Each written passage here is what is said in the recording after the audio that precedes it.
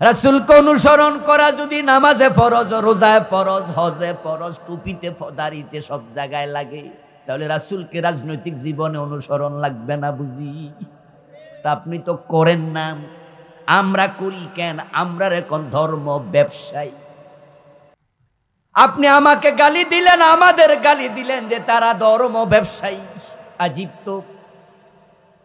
আমরা তো রাসূলের রাজনীতির কথা বলছি, কারণ রাজনৈতিক জীবন এত বড়, ওখানে পরিবর্তন ছাড়া সমাজ পরিবর্তন হয় না।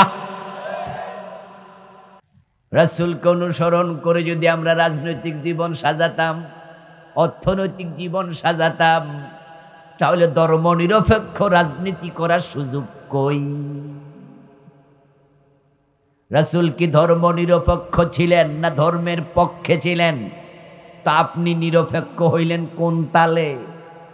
বাংলাদেশে ধর্মনিরপেক্ষ রাজনীতি করছে, মুসলমানের দেশে আমরা যারা ধর্মীয় রাজনীতি করি তারা করে না। আমার রাসূল 10 বছর মদিনার প্রেসিডেন্ট ছিলেন। আবু বকর, ওমর, উসমান, আলী রাদিয়াল্লাহু তাআলা আনহুম 30 বছর মদিনার প্রেসিডেন্ট ছিলেন। হযরত ওমর তো অর্ধ দুনিয়া চালাইছেন। আপনাদের জিজ্ঞাসা করি, দয়া করে জবাব দিন, আমার রাসূলের জীবনে রাজনীতি আছে না নাই? ওমরের জীবনে আছে না নাই? তাহলে মুসলমান হিসাবে আমরা কার রাজনীতি করব? রাষ্ট্র যদি চায় সুদ বন্ধ করতে পারবে। আমরা হুজুররা যদি মাহফিলে ওয়াজ করি 100 বছর সুদ বন্ধ হবে না। 151 জন এমপি যদি সংসদে যাইয়া তারা সুদের বিপক্ষে না বলে, তাহলে একদিনে সুদ বন্ধ হয়ে যাবে। আমরা হুজুররা বললে চোর ধরে হাত কাটতে পারবো না। এটা ব্যক্তির কাজ না, এটা রাষ্ট্রের কাজ। এটা ফৌজদারি বিধান, এটা সংসদে আইন হবে, তারপরে এটা গেজেট হবে, তারপরে এটা কোর্টে যাবে। এবার হাকিম সে আইন দেখে চোর ধরে হাত কাটতে বলবে, তখন সরকারি লোক হাত কেটে দেবে। এটা রাষ্ট্রের ব্যাপার, এটা হুজুরদের ওয়াজ দ্বারা হবে না। এখন আপনারাই বলুন, চোর ধরে হাত কাটা নফল না ফরজ? আইন ছাড়া হবে কেমনে? আপনাদের এলাকায় চোর আছে না নাই? চোর ধরা পড়লে হাত কাটতে পারবেন তো? আপনি হাত কাটলে আপনার জেল হবে, এবং সেই সুযোগও নাই। এটা ফৌজদারি বিধান, এটা রাষ্ট্র করবে। এখন রাষ্ট্র তো তখন করবে যখন রাষ্ট্রওয়ালারা কোরআনওয়ালা হবে, ঠিক কিনা? তারা তো সংসদে গিয়ে বলবে যে আমরা চোর ধরে হাত কাটার আইন করতে চাই। 151 জন নেতা যদি এর পক্ষে হা বলে, আইন হয়ে যাবে। কিন্তু 53 বছরে হয় নাই। এর কারণ যারা আইন বানায় তারাই বোঝে চোর ধরে হাত কাটার আইন চালু করলে অনেক নেতার নিজের হাত থাকবে না।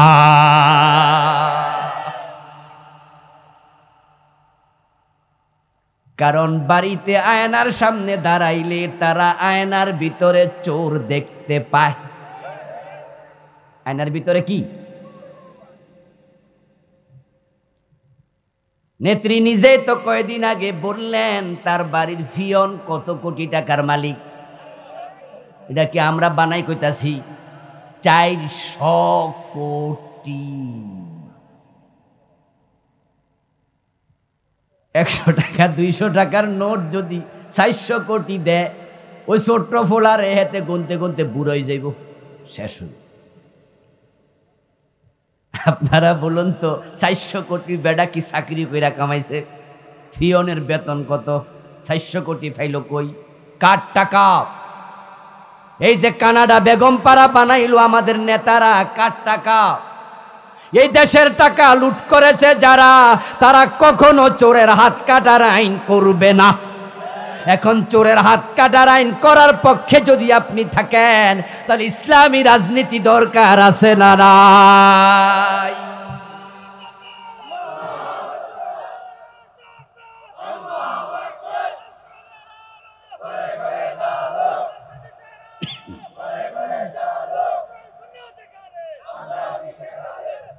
আমার প্রিয় ভাই, রাসূলুল্লাহ সাল্লাল্লাহু আলাইহি ওয়াসাল্লামকে অনুসরণ করা যদি ফরজ হয়, রাসূল যে 10 বছর মদিনা চালাইলেন ওভাবে চালানো কি ফরজ নয়?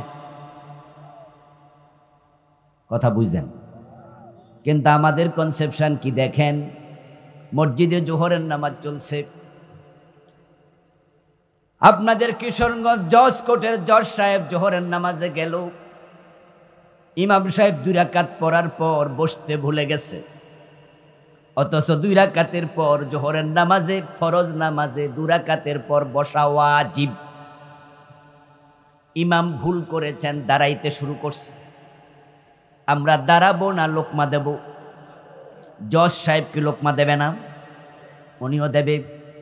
হুজুরের ভুল হইছে, ওয়াজিব ছুটাই ফেলছে, ওয়াজিব বাদ দিছে, হুজুরকে লোকমা দিল, নামাজ শেষ হলো, জজ সাহেব এবার কোর্টে গিয়ে বসলো, চুরির মামলার রায় দিচ্ছে, চোর ধরে জেলে দাও, অথচ কোরআনের মাঝে আছে আস-সারিকু ওয়াস-সারিকাতু ফাকতাউ আইদিয়াহুমা, চোর নারী হোক আর পুরুষ হোক হাত কেটে দাও।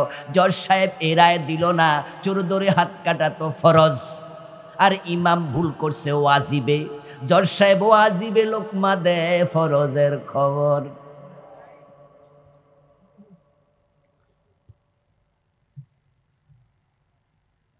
আমরা সবাই মসজিদে গেলে দেখেন রাসূলের সুন্নাহ কেমন মানামানি, হাত কি নাবির নিচে না নাবির উপরে, আমিন কি আস্তে না জোরে, এটা নিয়ে ঝগড়া লাইগা মসজিদ আলাদা করে লাইছে এমন লোক বাংলাদেশে আছে না নাই? মসজিদের নাম দিছে আহলে হাদিস মসজিদ, কি দেখেন না? বিভিন্ন জায়গায় দেখবেন লেখা আছে আহলে হাদিস মসজিদ। আমরা জানতে চাইলাম, জিজ্ঞাসা করলাম যে এই মিয়া আহলে হাদিস নামে আবার কিসের মসজিদ? মসজিদ তো মুসলমানের। তখন ওনারা জবাব দে, হুজুর আমিন জোরে কইতে দেয় না তো ওই জন্য আলাদা বানাইছি, আমিন যেন ছুড়াইতে না পারে। আমাদের ঢাকা, আমি ফার্ম গেটে আমার বাসা ছিল, মাদ্রাসাও ফার্ম গেটে, এখনো ফার্ম গেটে থাকি আমি। ওখানে তেস্তুরি বাজার নামে একটা জায়গা আছে, তো পশ্চিম তেস্তুরি বাজারে বিশাল এক মসজিদ আছে। ওই মসজিদের ভিতরে ওয়ালের মাঝে আমি দেখলাম যে আজ থেকে 1-2 বছর আগে নোটিশ টানানো আছে, এই মসজিদে জোরে আমিন বলা নিষিদ্ধ। মানে হুজুর আমিন লইয়া জেহাদ ঘোষণা করছে। খতিব সাহেব নোটিশ টানায়া দিছে মসজিদে জোরে আমিন বলা যাবে না। খতিব সাহেবের জিজ্ঞাসা করা হোক যে জোরে আমিন বললে অসুবিধা কি? উনি বলবে যে এটা সুন্নাহর খেলাফ, রাসূল আসতে বলতেন, এজন্য আমার মসজিদে সুন্নাহর বাহিরে চলতে পারবেন না। আহলে হাদিসের লোককে জিজ্ঞাসা করা হোক, মসজিদ আলাদা বানাইলেন আহলে হাদিস নাম দিয়া, কারণ কি? জোরে আমিন বলা সুন্নাহ, কইতে দেয় না তো হে মসজিদে আলাদা বানাইছি, জোরে আমিন ছুড়াইতে যান না। রাসূলের সুন্নাহর জন্য মহব্বত আসেনি? এখন নবীজির জীবনের লক্ষ্যটা কি সেটা বুঝতে জাতি ব্যর্থ, যার কারণেই বাংলাদেশে 92% মুসলমান আছে, এদেশে ইসলাম নাই। মুসলমান অভাব নাই, ইসলামের বড় অভাব। সংসদ ভবন ইসলাম দিয়ে চলে না, 53 বছর চলেছে, দেশটা চালাচ্ছে মুসলমান, কিন্তু ইসলাম দিয়ে চালায় নাই। গণভবন ইসলাম দিয়ে চলে নাই, বঙ্গভবন চলে নাই, হাইকোর্ট, সুপ্রিম কোর্ট সহ জজ কোর্টের 64টা আদালত সারা দেশের ডিস্ট্রিক্টে ইসলাম দিয়ে একদিনও চলে নাই। একটা মন্ত্রণালয় চলে নাই, সচিবালয় চলে নাই, শিক্ষানীতি, অর্থনীতি, স্বরাষ্ট্রনীতি, সমাজনীতি, পররাষ্ট্রনীতি কোনোটাই ইসলাম দিয়ে চলে নাই। অথচ 92% মুসলমান, দেশের ইসলামটা আছে কোথায়? মসজিদ, মাদ্রাসা, নামাজ, রোজার বাহিরে ইসলামটা কোথায় আছে? শুধুমাত্র কারণ এ দেশের মানুষ অধিকাংশ নবী মুহাম্মাদের জীবনের লক্ষ্যটাই বুঝে নাই।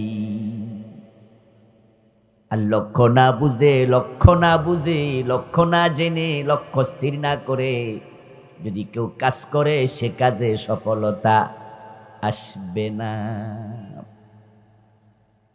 পানির মাঝে নৌকা ভাসায়া দেন, এখন নৌকার মাঝি নাই, নৌকা ভাসবে, কিন্তু নৌকা কই যাবে? উত্তরের বাতাসে দক্ষিণ নেবে, দক্ষিণের বাতাস উত্তরে নেবে, পূবের বাতাস পশ্চিমে নেবে, পশ্চিমের বাতাস পূবে নেবে, কিন্তু কোনো গন্তব্য নাই। এটা কোনো লক্ষ্যে পৌঁছবে না, কারণ লক্ষ্যে পৌঁছাইতে হলে একজন মানুষ বৈঠা ধরা লাগে। এখন নৌকা তো মাঝিবিহীন, ঠিক লক্ষ্যহীন নৌকা যেমন বাংলাদেশের মুসলমানদেরও ইসলাম মানার ক্ষেত্রে লক্ষ্য নাই, তারাও ঠিক তেমন নামাজ রোজা করে এখানে ইসলাম শেষ। এই জন্য একজন নামাজি বিচারক, নামাজি হাকিম, তিনি মসজিদে গিয়ে আল্লাহকে মেনে নামাজ পড়ে। একজন হাকিম আদালতে সময় দেয় 5 ঘন্টা 7 ঘন্টা, আর জোহরের টাইমে আল্লাহকে সময় দেয় মাত্র 20 মিনিট, 15 মিনিট, 25 মিনিট।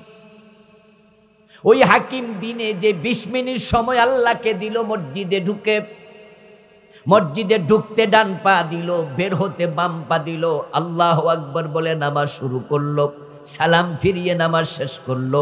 এই 20 মিনিট মসজিদে আল্লাহ ছাড়া কারো কথা মানে নাই। কিন্তু সেই হাকিম আদালতের 5 ঘন্টায় আল্লাহর একটা কথাও মেনে রায় দেয় নাই।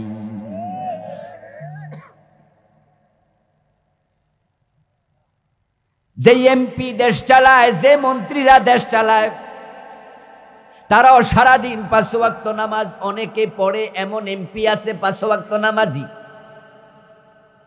অনেক মন্ত্রী আছে 5 ওয়াক্ত নামাজি। আমাদের সাবেক প্রধানমন্ত্রী, উনার ব্যাপারও মাঝে মাঝে আপনারা পত্র পত্রিকায় পেয়েছেন, উনি তাহাজ্জুদের নামাজও নাকি পড়তো। শামীম ওসমান কইছে না? আমরা জানি না শামীম ওসমান উনার ঘরে ছিল কেমনে, অথবা তাহাজ্জুদ টের পাইল কেমনে, এটা আমরা জানি না। কারণ তাহাজ্জুদ কি দিনে পড়ে না রাতে পড়ে? প্রথম দিকে না ভোর রাতে? তো এই বেটা টের পাইল কেমনে? আল্লাহ জানে, হয়তো শুনছে। আবার উনার ভয় লাগে, এই হিসাবে বেড়াইতে যাইতেও, বোনের বাড়িতে ভাই থাকতেই পারে, যাইতে পারে, তাহাজ্জুদও পড়ছে। এবং সাবেক প্রধানমন্ত্রীও বলেছেন, আমি সকালবেলা ঘুম থেকে উঠে কি খুঁজি? যায় নামাজ। শুনছেন না আপনারা? কি আমি বানাই কইতেছি? তাহাজ্জুদ পড়ছে বলছে শামীম ওসমান। প্রধানমন্ত্রী নিজের মুখে বলেছে, আমি ঘুম থেকে উঠে যায় নামাজ খুঁজি। আমরা ধরে নিলাম তিনি 5 ওয়াক্ত নামাজি।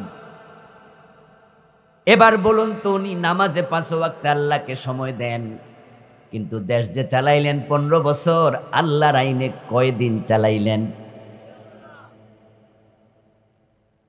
এই দেশের মানুষ বুঝে নিয়েছে নামাজের নাম ইসলাম, রোজার নাম ইসলাম, ইসলাম এখানে শেষ। অথচ আমরা সকলে শুনেছি, সকলে জানি, ইসলাম ইজ দ্য কমপ্লিট। বলেন না কেন? সব আমার দিয়া কইবেন, পারেন না? ইসলাম হচ্ছে একটি পূর্ণাঙ্গ জীবন বিধান, কমপ্লিট কোড অফ লাইফ। আল্লাহ বলছে, উদখুলু ফিস-সিলমে কাফা, ইসলামে পুরা ঢোকো।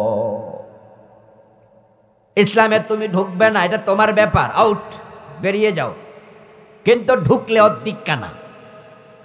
রোজা রাখবা না, এটা তোমার ব্যাপার, কিন্তু রোজা শুরু করলে 2:30 বাজে ইফতার করতে পারবা না, নাকি? আরে যে রোজা রাখে না এটা তার ব্যাপার, কিন্তু যে রোজা রাখবে হে কি দিনের 2:30 বাজে ইফতার করবো? এই সুযোগ নাই। নামাজ না পড়লে ঘুমায়া থাকো, এটা তোমার ব্যাপার।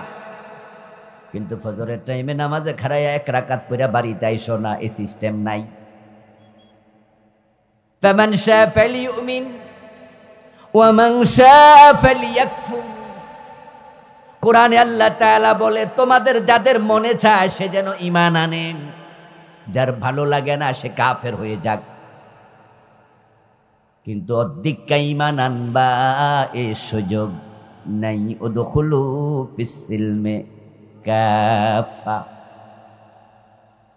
এই যে কিশোরগঞ্জ বাস স্ট্যান্ড আছে 32, বাস স্ট্যান্ডে যাইয়া আপনি উঠলেন ঢাকার গাড়িতে, ঢাকা যাবেন, 1 পা দিলেন দরজায় আর 1 পা দিলেন মাটিতে।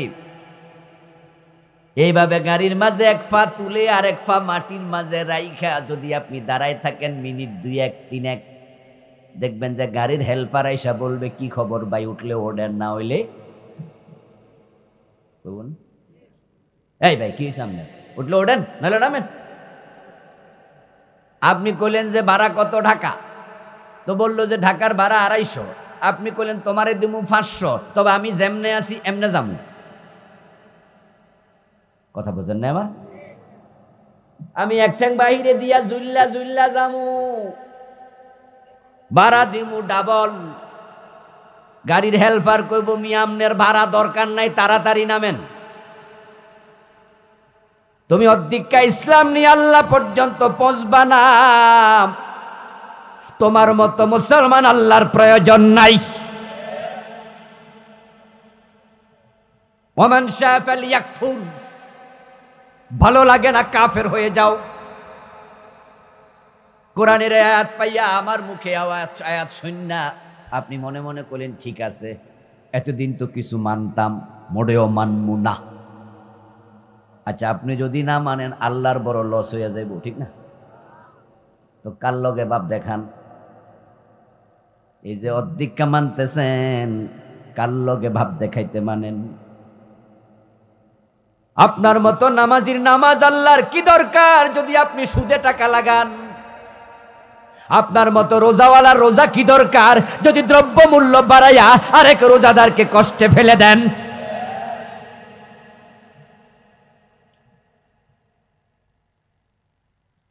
আল্লাহ তো এত বড়, এত মহান, তামাম পৃথিবীর সব মানুষ যদি কাফের হয়ে যায় আল্লাহর কোনো ক্ষতি নেই। وَإِن تَكْفُرُوا أَنْتُمْ وَمَنْ فِي الْأَرْضِ جَمِيعًا فَإِنَّ اللَّهَ لَغَنِيٌّ حَمِيدٌ। সুবহানাল্লাহ পড়েন। আল্লাহ বলে তোমরা সবাই যদি কাফের হয়ে যাও, জমিনে যত মাখলুক আছে সবাই যদি আমি আল্লাহর সাথে কুফরি করে, ভালো করে শোনো, নিশ্চয়ই আল্লাহ তিনি অভাব মুক্ত, তিনি প্রশংসিত। রাসূলুল্লাহর জীবনের লক্ষ্যের সাথে আমাদের জীবনের লক্ষ্যের মিল যদি থাকতো, 1971 দেশ যখন আলাদা হয়, নতুন সংবিধান 72 লেখা হয়, মুসলমানেরা যদি রাসূলের জীবনের লক্ষ্যের সাথে জীবনের লক্ষ্য মিলাতো, 72 ডক্টর কামালের সংবিধান লেখা লাগতো না, তখনই আল্লাহর কোরআন সংবিধান হয়ে যেত।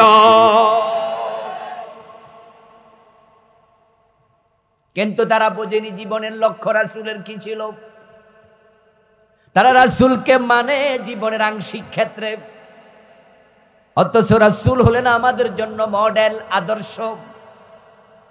তিনি উসওয়া, তিনি কুদওয়া, তিনি আইকন, তিনি নামুজাজ, তিনি ইমাম। তার কথাই আমাদের কথা, তার কাজই আমাদের কাজ। তার চরিত্র যেমন উম্মতের চরিত্র হবে তেমন। তিনি আদর্শ, তিনি ফিতা, তার মাপে হবে সব। আপনার জীবনটা আপনার মতো হবে, অসুবিধা নাই। কি খাবেন এটা আপনার ব্যাপার, আপনার রুচি। আপনি কি ভাত খাবেন না ডাল খাবেন, এখানে নবী মুহাম্মদকে মানা দরকার নাই, কিন্তু কিভাবে খাবেন সে ক্রাইটেরিয়া মানেন, কারণ তিনি আদর্শ। এর জন্য আপনার মন চাইলে আপনি বাম হাতে খাইতে পারবেন না, বাম হাতে খাইতে তিনি মানা করছে। আপনি মন চাইলে হারামটা খাইতে পারবেন না, হারাম খাইতে আল্লাহ মানা করছে, রাসূল মানা করছে। প্রিয় নবীজিকে সামনে রেখে আল্লাহ তাআলা ঘোষণা করছেন, লাকাদ কানা লাকুম ফি রাসূলিল্লাহি উসওয়াতুন হাসানাহ। তোমাদের জন্য রাসূলুল্লাহর জীবনে আমি আল্লাহ আদর্শ রেখেছি, মহান আদর্শ। তোমরা যদি আল্লাহর জান্নাত পর্যন্ত পৌঁছতে চাও, কুল ইন কুনতুম তুহিব্বুনাল্লাহ ফাত্তাবিউনি। ও নবী, আপনি বলে দিন, আল্লাহর ভালোবাসা পেতে চাও, আল্লাহকে ভালোবাসতে চাও, আমি নবী মুহাম্মদকে অনুসরণ করো। রাসূলুল্লাহকে অনুসরণ করে চলা, মেনে চলা আমাদের জন্য আবশ্যক, আমাদের জান্নাত পাওয়ার জন্য শর্ত। যে উম্মতের সাথে রাসূলুল্লাহর কথন, বলন, চলন, শয়ন, জাগরণ, চিন্তা, চেতনা, টোটাল লাইফ স্টাইল মিলবে না, সে আসলে উম্মতি না। উম্মত দাবি করলে উম্মত নয়। রাসূলের সব উম্মত হবে জান্নাতি, কিন্তু উম্মতের মাঝে দাবিদার রাসূলকে অনুসরণে আগায় না, সে উম্মত হবে জাহান্নামী। قال رسول الله صلى الله عليه وسلم كل امتي يدخلون الجنه الا من ابى قيل من ابى يا رسول الله قال من اطاعني دخل الجنه ومن عصاني فقد ابى। প্রিয় নবীজি বলছেন, আমার সব উম্মত জান্নাতে যাবে, তবে অস্বীকারী জান্নাত পাবে না। প্রশ্ন করা হলো, হে আল্লাহর রাসূল, অস্বীকারী উম্মতকে? রাসূলুল্লাহ জবাব দেন যে আমার অনুসরণ করবে সে জান্নাতি, আর যে আমি নবীকে মেনে চলে না, সে অস্বীকারী, সে জাহান্নামী। قال رسول الله صلى الله عليه وسلم من أحب سنتي فقد أحبني ومن أحبني كان معي في الجنة। রাসূলুল্লাহ বলতেছেন যে আমার সুন্নাহকে ভালোবাসে সে আমাকে ভালোবাসে, আর যে আমাকে ভালোবাসে সে জান্নাতে আমার সাথেই যাবে। সবাই জান্নাতে যেতে চান তো? রাসূলকে ফলো করুন, ফলো করুন, ফলো করুন। টাকনুর নিচে কাপড় পরে বসে আছেন মাহফিলে এসে, রাস্তায় হাঁটছেন, প্যান্ট টাকনুর নিচে ঝুলে আছে, মসজিদে ঢুকতে গিয়ে একটু সামান্য তুলে দেয়, মসজিদ থেকে বাইরে আবার ঝুলে যাবে। রাসূল কি টাকনুর নিচে কাপড় পরতেন? আপনি কাকে ফলো করলেন? কাকে করলেন? শয়তানকে করলেন। আপনার দাড়িতে শেভ কেন? কেন আপনি ক্লিন শেভ করে বসে আছেন? আমার রাসূল কয়দিন দাড়ির মাঝে খুল লাগাইছে? আপনি উম্মত, কোন নবী দাড়ি কামাইছে? কোন সাহাবী কামাইছে? কোন তাবি কামাইছে? ইমাম আবু হানিফা, শাফি, মালিক, আহমদ কে কামাইছে? তা আপনি মুসলমান, আপনার মুখে ক্যান শেভ লাগবে? দাড়ি কামাইলে কি ভিআইপি হওয়া যায়? চাকরি কি উন্নতি হয়? মনমোহন সিং মুখে দাড়ি রেখে ভারতের প্রেসিডেন্ট হয়েছে, নরেন্দ্র মোদী মুখে দাড়ি রেখে ভারতের প্রেসিডেন্ট হয়েছে, রবীন্দ্রনাথের মুখও দাড়ি ছিল। আমাদের দেশে যারা আধুনিক লোক তারা তাকে পূজা করে। আমি আপনাকে বলছি না আপনি নরেন্দ্র মোদীকে ফলো করুন, বলছি না রবি ঠাকুরকে ফলো করুন, বলছি দাড়ি থাকলে দাম কমে। আপনারে কইল কে? তাদের দাম তো কমে নাই। আপনি হীনমন্যতায় কেন ভোগেন? কেন আপনাকে শেভ করতে হবে? ভালো করে শুনুন, কান খুলে বুঝুন, শুনুন। মানুষের একটা সুন্নার সাথে যায়, কবরে এসে সুন্নাটা হলো দাড়ি। টুপি কবরে যায় না, মেসওয়াক কবরে যায় না, পাগড়ি কবরে যায় না, কিন্তু মানুষের দাড়ি তার সাথে কবরে যায়। কবরে ফেরেশতা প্রশ্ন করবে, তার মাঝে তৃতীয় প্রশ্ন হবে, ওয়ামান হাদার রাজুল আল্লাযী বুইসা ফীকুম, উনাকে চিনো নাকি?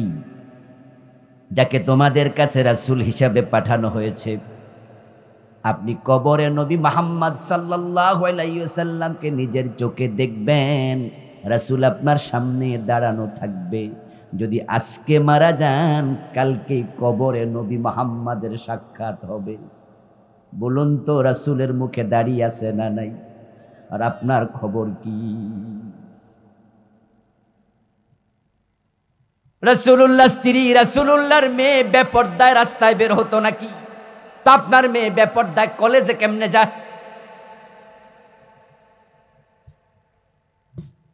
আপনার যুবতী হাই স্কুলে পড়ুয়া মেয়েটা, ভার্সিটিতে পড়ুয়া মেয়েটা কেমনে বোরকা ছাড়া কলেজে যায়?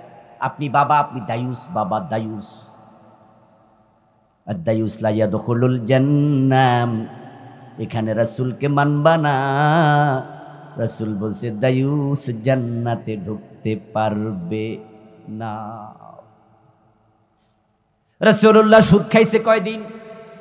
আর আপনি সুদে টাকা লাগাই আজকে মাহফিলে বসে আছেন। ফজরের টাইমে মসজিদে যায়, কপালটা কালোলা করে ফেলছে ঘুষ কষা মাইরা। কিসের নামাজ পড়ো তুমি?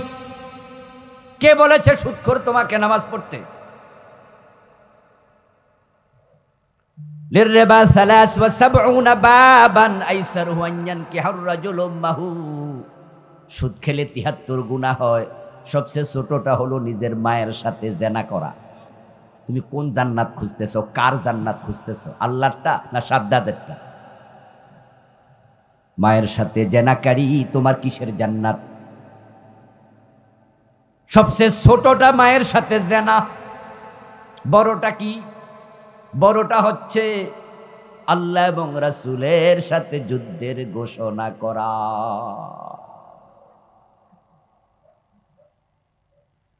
ইয়া আইয়ুহাল্লাযীনা আমানুত্তাকুল্লাহা ওয়া যারু মা বাকিয়া মিনার রিবা ইন কুনতুম মুমিনিন ফাইন লাম তাফআলু ফাযানু বিহারবিম মিনাল্লাহি ওয়া রাসূলি। ও মুমিনেরা, তোমরা যদি মুমিন হও, আল্লাহকে ভয় করো এবং সুদ ছেড়ে দাও, ছেড়ে দাও। যদি সুদ ছাড়তে না পারো, আল্লাহ এবং রাসূলের সাথে যুদ্ধ করার জন্য প্রস্তুত হও।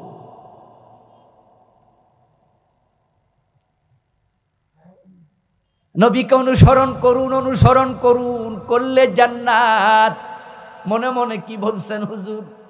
টারি আছে, টুপি আছে, পাজামা পাঞ্জাবি পাগড়ি আছে, রাসূলকে মানি না। কই? রাসূলকে মানি, তাই তো মাহফিলে আসছি। রাসূলের অনুসরণ করলে জান্নাত, তাহলে আমার জান্নাত মিস হবে না ইনশাআল্লাহ। আমি বলি দোস্ত, অবশ্যই তাই হওয়া উচিত। রাসূলকে মানলে আল্লাহ নিজে তো বলছে ইউহিব্বুকুমুল্লাহ ওয়া ইয়াগফির লাকুম যুনুবাকুম। আল্লাহ নিজে আপনাকে ভালোবাসবেন। যে রাসূলকে অনুসরণ করে, আল্লাহ নিজে ঘোষণা দেয় তার আমলনামায় কোনো গুনাহ থাকবে না, আমি সব মাফ করে দেব। কিন্তু রাসূলকে মানতে গিয়ে আপনি যদি হন সুবিধাবাদী, তাহলে কি হবে? রাসূল মানে ততক্ষণ, সুবিধা আছে যতক্ষণ, অসুবিধা যেখানে, রাসূল মানে না সেখানে। রাসূল মানে ততক্ষণ, মামলা আসবে না যতক্ষণ, বিপদ আসবে না যতক্ষণ। আর মামলা বিপদ যেখানে, রাসূল মানে না সেখানে। মসজিদে গিয়ে আল্লাহরকে মানে, রাসূলকে মানে, কিন্তু রাজনৈতিক জীবনে মানে না। কারণ সেখানে রাসূল মানলে সিনেমা হলের মালিক থাকা যাবে না। ইসলাম সর্বশ্রেষ্ঠ ধর্ম নাকি একমাত্র ধর্ম? যদি বলেন সর্বশ্রেষ্ঠ, তাহলে বোঝা যায় আরো কিছু শ্রেষ্ঠ আছে। অথচ আল্লাহ কয় জিনা ইন্নাদ-দীনা ইনদাল্লাহিল ইসলাম। আল্লাহর কাছে ধর্ম শুধু একটা, সেটার নাম হলো ইসলাম। বাকিগুলো আদিয়ানে বাতেলা, সব বাতিল। ওয়ামান ইয়াবতাগি গায়রাল ইসলামি দীনাম ফালান ইউকবালা মিনহু। আরেক আয়াতে আল্লাহ তাআলা বলেন, যদি কোনো ব্যক্তি ইসলাম ব্যতীত কোনো দিন তালাশ করে, কোনো ধর্ম তালাশ করে, সেটা গ্রহণ করা হবে না।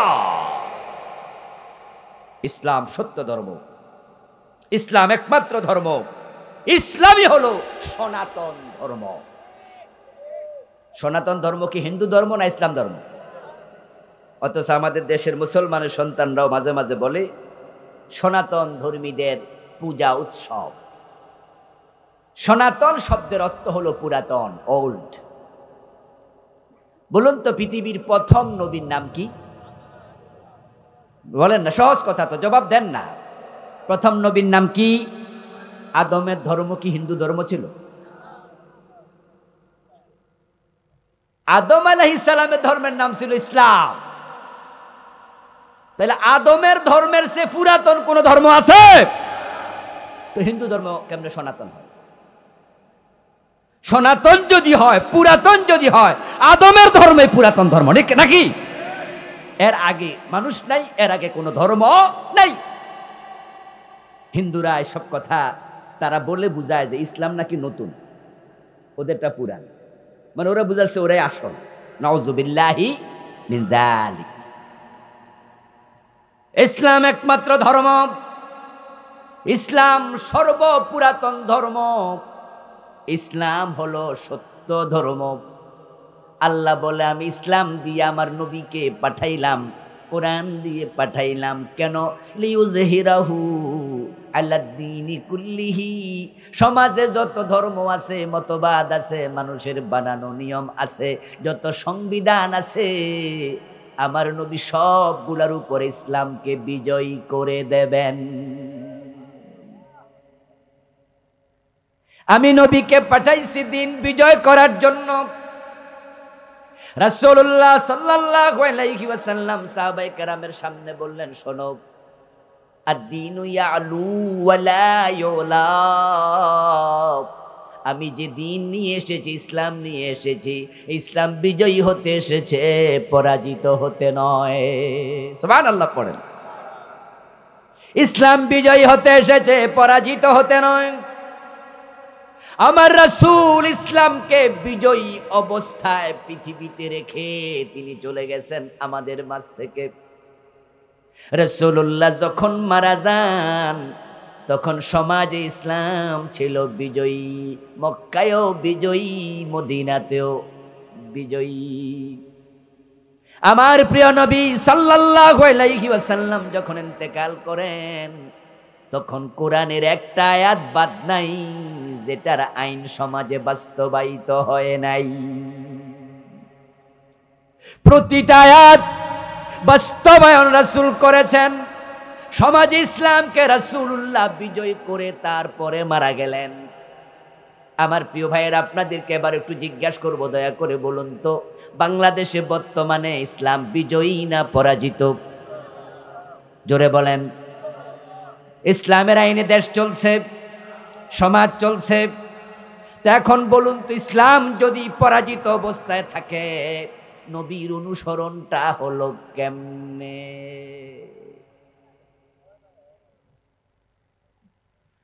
আমার প্রিয় নবীর সাহাবার সংখ্যা মাত্র ১.৫ লক্ষ, ১,২৪,০০০ মতো সাহাবী টোটাল।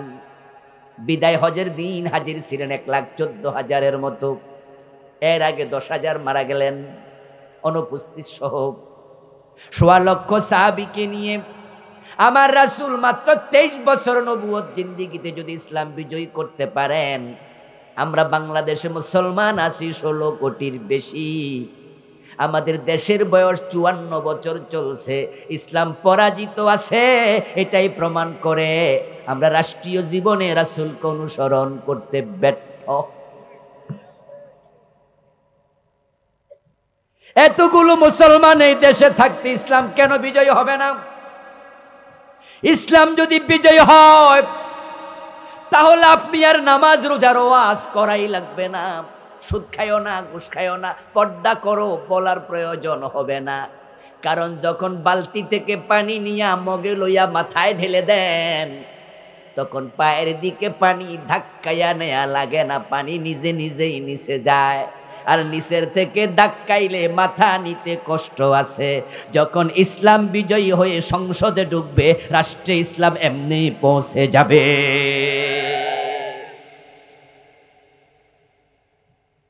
الذين إن مكناهم في الأرض يقاموا الصلاة وآتوا الزكاة وأمروا بالمعروف ونهوا عن المنكر। سبحان الله। আল্লাহ বলে, কোন রাষ্ট্রে যখন মুসলমান ক্ষমতায় যাবে, আমি আল্লাহ মুসলিম শাসকদেরকে 4 দফা কর্মসূচির দায়িত্ব দিলাম।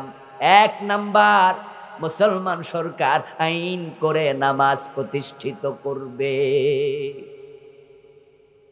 আজান হলে দোকান বন্ধ করতে হবে এমন আইন কোরআনে আছে না নাই? বলেন না ভাইয়ের, আছে? রাসূল মুহাম্মদ কি বলেছেন? নবীজি সাল্লাল্লাহু আলাইহি ওয়াসাল্লাম বলেন, আজানের পরে যারা আসে নাই মসজিদে, আমার মনে চায় তাদের বাড়িতে আমি আগুন লাগাইয়া দেই। ইসলামী রাষ্ট্র হলে সব মানুষ নামাজি হতে হবে। কিশোরগঞ্জ বাজারে আজানের সাথে সাথে সব দোকান যদি বন্ধ হয়ে যায়, সব মানুষ যদি মসজিদমুখী হয়, ক্রেতা বিক্রেতা সবাই পঙ্গপালের মতো, মৌমাছির মৌসাকের মৌমাছির মতো যদি সবাই মসজিদের দিকে দৌড়াতে থাকে, 10 মিনিট 20 মিনিট পরে জামাত, সবাই মসজিদে চলো, আসসালাত আসসালাত আসসালাত, সবাই নামাজে যাও নামাজে যাও। এক এক মসজিদে 3 বার 5 বার জামাত হওয়া লাগবে, মুসল্লি মসজিদে জায়গা দেয়া যাবে না।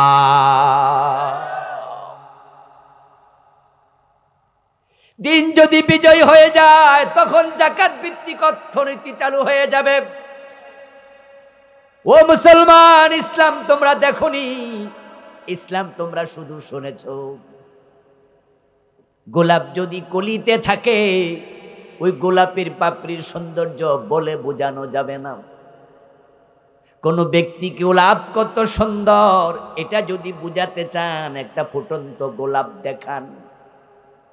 ফুটন্ত গোলাপের পাপড়ি দেখলে চোখ জুড়ায়, নাকের কাছে নিলে মৌ মৌ গন্ধে হৃদয় জুড়ায়, এটা ধরে চাপ দিলে আতর বের হয়। কিন্তু সেটা যদি কলির ভিতরে থাকে, দেখতেও সুন্দর নয়। নাকের কাছে নিলে সুগন্ধ নাই, চাপ দিলে আতর নাই। আজকের ইসলাম মসজিদে কোরআন বন্দি প্যাকেটের ভিতরে, আমাদের গিলাপের ভিতরে ইসলামকে, কোরআনকে সংসদে ঢুকায়া দাও, রাষ্ট্রে কায়েম করো। ইসলামের সৌন্দর্য দেখে কাফেররা আবার ঈমান আনবে। হযরত ওমরের সময় অর্ধ পৃথিবীতে এতটাই শান্তি কায়েম হয়েছিল, অন্য অন্য দেশ থেকে কাফের বাদশা প্রতিনিধি পাঠাইতো, মদিনায় গিয়ে খবর লাও এত শান্তি কেমনে কায়েম হলো। যেই হানাহানি মারামারির যুগে কোরআন এসেছে, যেই যুগকে আইয়ামে জাহিলিয়া বলা হতো, আমার রাসূল ইন্তেকালের আগেই বলে গেলেন সেই নাম বাদ। খায়রুল কুরুনি করনি, বরং নাম পরিবর্তন, এখন এই যুগের নাম খায়রুল কুরুন। বাংলা অর্থ হলো পৃথিবীর সবচেয়ে সেরা যুগ। এখন আর মারামারি নাই, হানাহানি নাই, মেয়েদেরকে বাবা আর জীবিত কবর দেয় না, খুন নাই, দর্শন নাই, মানুষ ঘরের দরজা খুলে ঘুমায়, চুরি নাই, পকেটে টাকা নিয়ে মানুষ হাঁটে, ডাকাতি নাই। সুন্দরী নারী গলায় স্বর্ণের চেন দিয়া, নেকলেস দিয়া বাবার বাড়ি থেকে একা স্বামীর বাড়ি চলে যায় মাইলের পর মাইল। তাদের অন্তরে আল্লাহ ছাড়া কোনো ডাকাতের ভয় নাই। অর্ধ দুনিয়ার সম্রাট ওমর গাছতলায় একা একা ঘুমায়া থাকতেন, বডিগার্ডের কোনো প্রয়োজন আর নাই। মদিনা থেকে জেরুজালেমের দূরত্ব 1000 কিলোমিটারের মতো। শুধুমাত্র একজন ভৃত্য রাখাল চাকর ওটের রশি টানার জন্য সঙ্গে নিয়া হযরত ওমর একা একা জেরুজালেম সরে গেছেন, সাথে কোনো বডিগার্ড নাই, অথচ তিনি অর্ধ দুনিয়ার প্রেসিডেন্ট।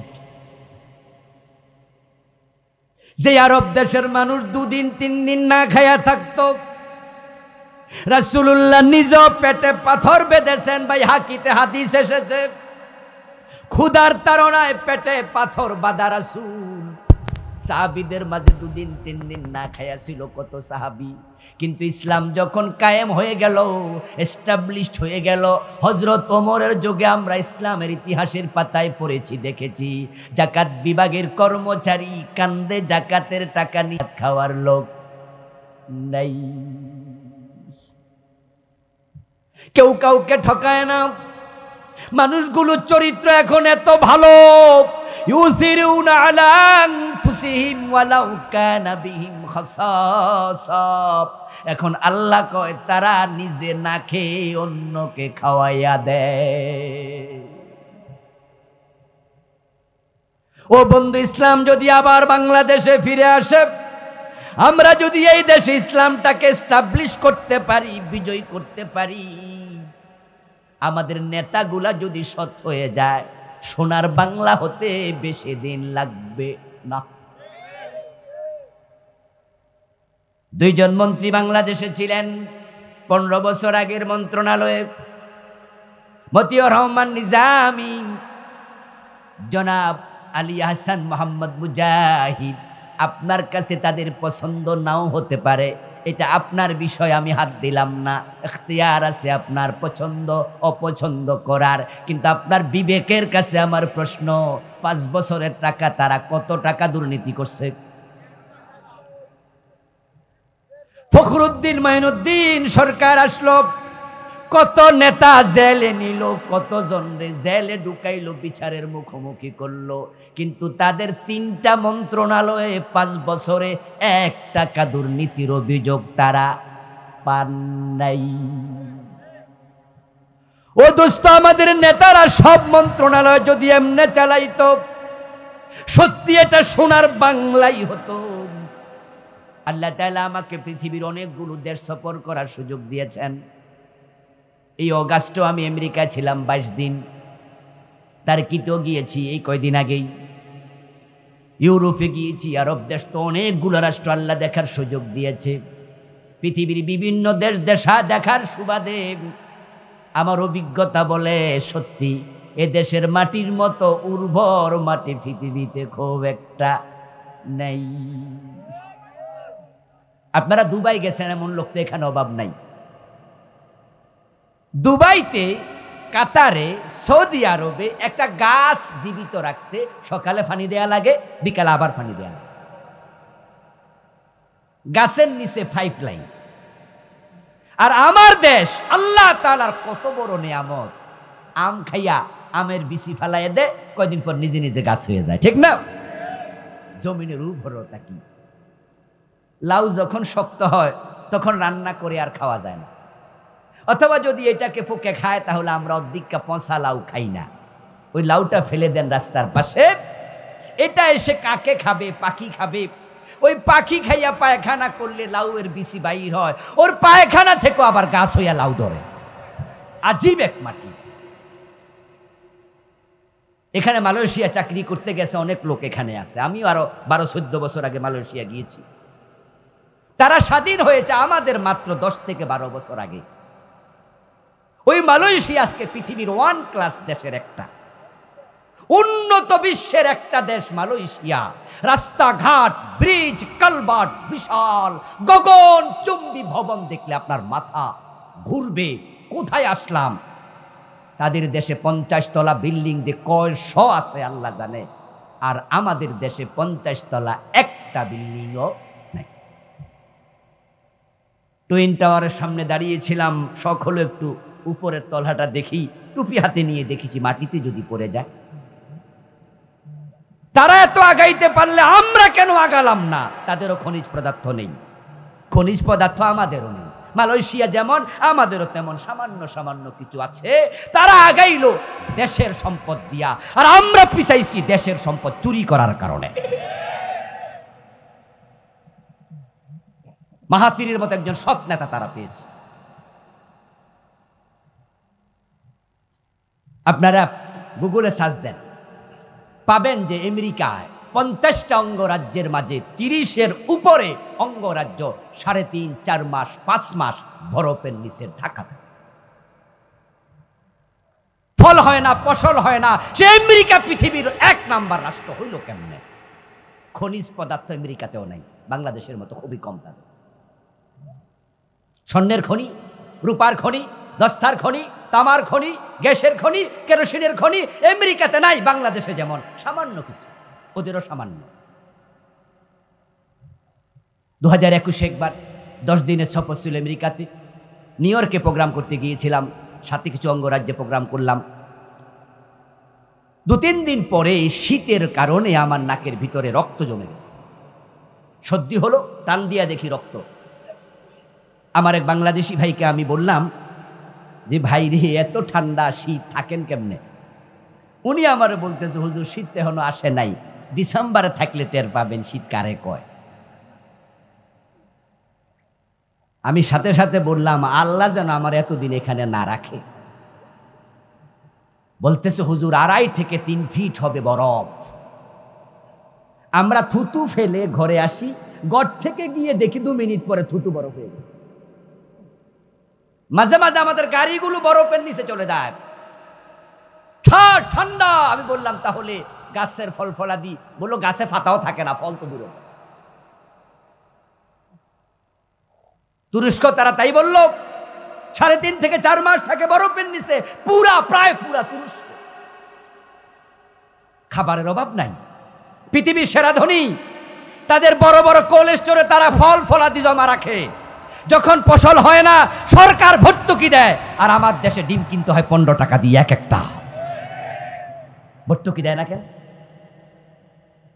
আমার দেশে সয়াবিন তেল কিনতে হয় 250 টাকা 1 লিটার, ভর্তুকি দেয় না কেন? আজ থেকে কয়েক মাস আগে পেঁয়াজের দাম হয়ে গেছে 150-200 টাকা 1 কেজি।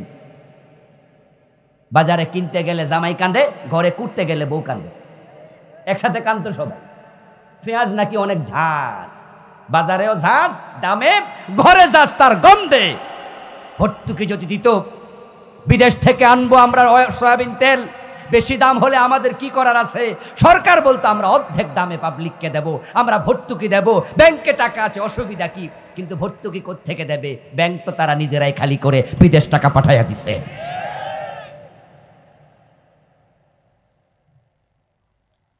এই সুরদেরকে চুরি বন্ধ করতে হলে কোরআনের আইন লাগবে। হাত কাটা শুরু করে দাও, তারের মতো সোজা হয়ে যাবে।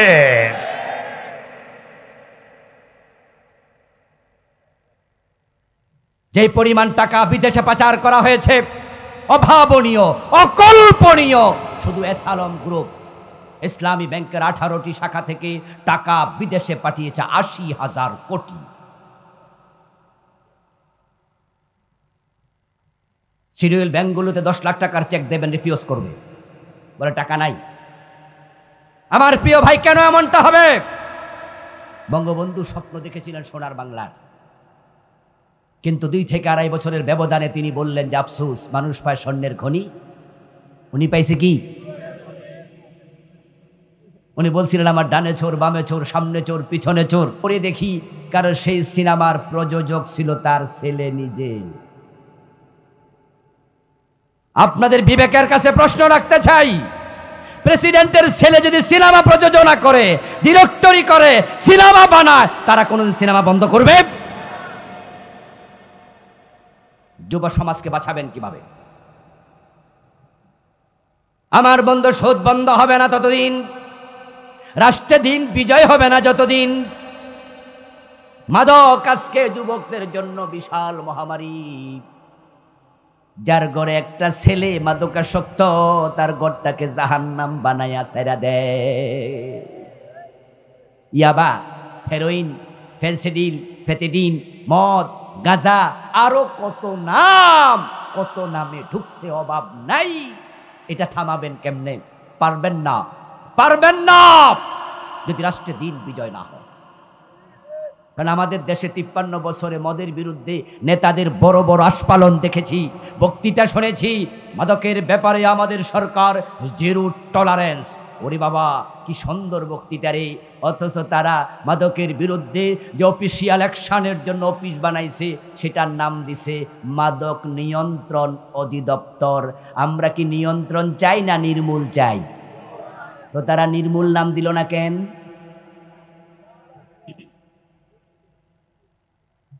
মাদক নিয়ন্ত্রণ অধিদপ্তরের অফিস আপনাদের কিশোরগঞ্জে সদরে আছে না নাই? খোঁজ নেন, এখানেও আছে মাদক নিয়ন্ত্রণ অধিদপ্তরের অফিস। নির্মূল কেন নয়? আমরা তো নিয়ন্ত্রণ চাই না, আমরা তো নির্মূল চাই। তারা দেখেন নির্মূলের চিন্তাও নাই, মুখে বলে জিরো টলারেন্স। মিথ্যুক, ধোঁকাবাজি করছে আমাদের সাথে। হোটেল সোনার গায়ে মদের লাইসেন্সওয়ালা বার আছে না নাই? শেরাটনে আছে কি নাম? রেডিসনে আছে না নাই? 5 স্টার হোটেলগুলোতে বাংলাদেশে ওপেন দিনে দুপুরে মাদকের বিক্রি হয়। সেখানে মদ কারা খায়? আপনাদের এলাকার রিক্সাওয়ালারা, এলাকার সাধারণ চাকরিজীবী, ছোট ব্যবসায়ী, হোটেল শেরাটনে যার কারা? ওই যে নেতাদের ভাতিজা, নেতাদের চামচা, নেতাদের ছেলেরা ওখানে খাবে মদ, মেয়ে নিয়ে নাচবে। এজন্য ওরা নিয়ন্ত্রণ দিছে, এই ড্রাইভার 80 মাইল গতিতে 100 মাইল গতিতে গাড়ি চালাও কেন? গাড়ি নিয়ন্ত্রণে চালাও। নিয়ন্ত্রণ মানি বন্ধ করে বইয়া থাকুন। আমরা বুঝাইছি 60-এর ভিতরে চালাও।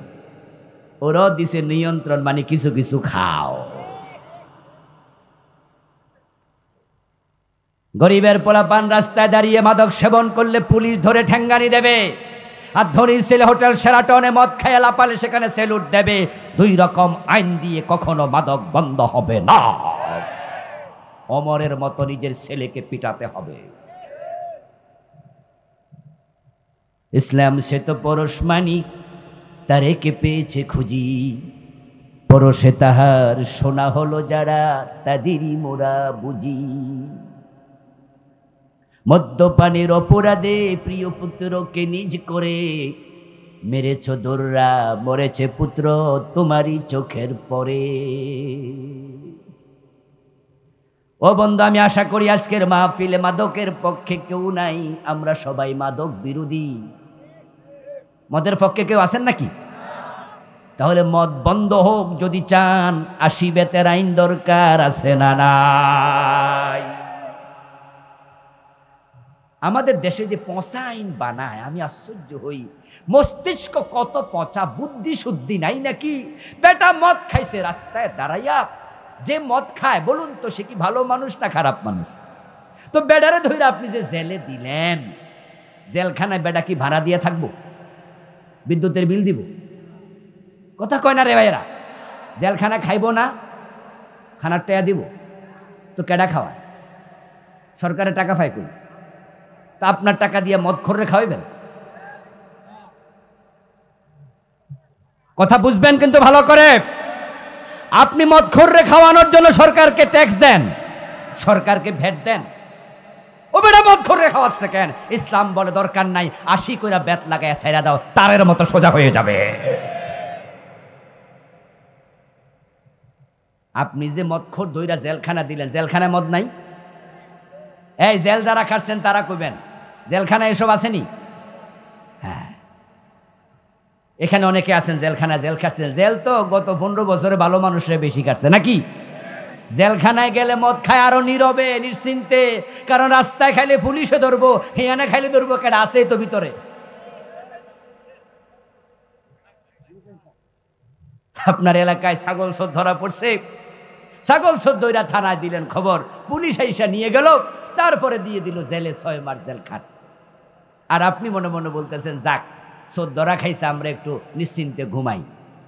চোর জেলে যাওয়ার পরে দেখা বড় মোচওয়ালা ডোরা কাটা গেঞ্জি গায়ে একজন জেলখানার কয়েদি, যার 15 বছর শাস্তি।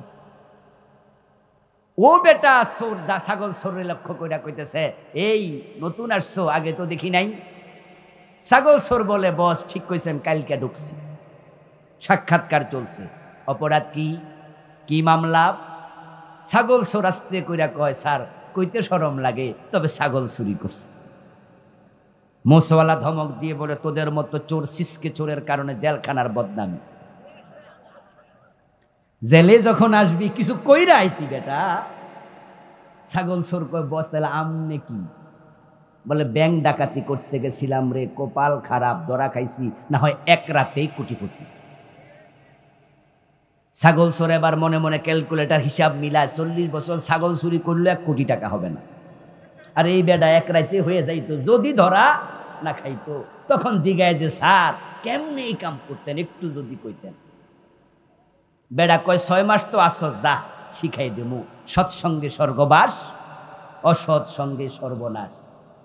এই গরু চোর, ছাগল চোর, ব্যাংক ডাকাতের সাথে, ট্রাক ডাকাত, বাস ডাকাতের সাথে যদি থাকে, এই ছাগল চোরটা বড় ডাকাত হওয়ার সম্ভাবনা আছে না নাই?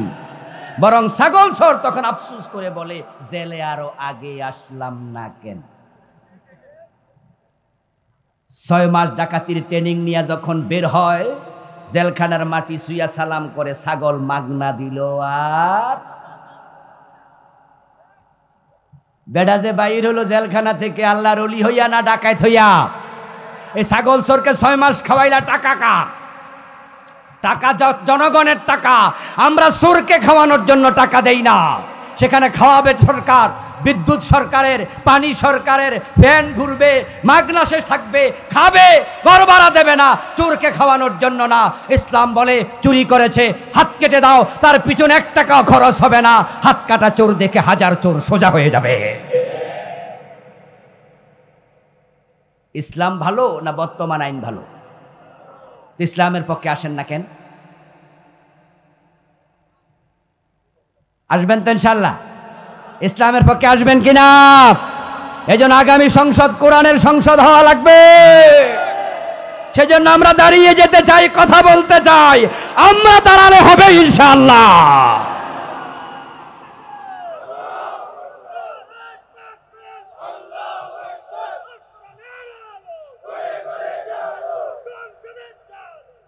আমার প্রিয় ভাইয়েরা, অগাস্ট বিপ্লব আল্লাহ নিজে করেছে। এবারের বিপ্লবে হাত ছিল ডিরেকার্সের মালিকের, কারণ যারা বিপ্লব করেছিল তারাও সরকারের পদত্যাগ চায় নাই, চেয়েছিল কোটা সংস্কার, সেখান থেকে আসছে পদত্যাগ। কিন্তু সরকার পদত্যাগ করে দেশে থাকতে পারত, পালিয়েছে কেন? আল্লাহ কলবে ভয় ঢুকায় দিছে, পালা পালা। তাই রান্না করা খাবার খেয়েও পালায় নাই, রান্না করা খাবার না খাইয়া পালায় চলে গেছে। যে আল্লাহ এবারের সুযোগ করে দিলেন, সে আল্লাহর কোরআনের পক্ষে এবার ফিরে আসেন। সুযোগ বারবার আসে না, বারবার আসে না। কথা উঠেছে এই সংবিধান পরিবর্তন করো, কথা উঠেছে না না সংস্কার, কথা উঠেছে না রিরাইট করো, আবার লিখো। আমরা দাবি তুলতে চাই 53 বছর যেই সংবিধান শান্তি দিতে পারেনি, তার সরাই আল্লাহর কোরআনকে সংবিধান করো। দাবি যদি ওঠে, হতেও পারে সব দল দেখা শেষ, এবার বাংলাদেশ হবে কোরআনের বাংলাদেশ। জানি না হবে কিনা, আশা রাখি। কথা বলি, আপনিও আগান, নাও যদি হয় পুরস্কার মিস হবে না, আল্লাহ পুরস্কার দেবে ইনশাআল্লাহ। হাযা মা ইনদি ওয়াল ইলম।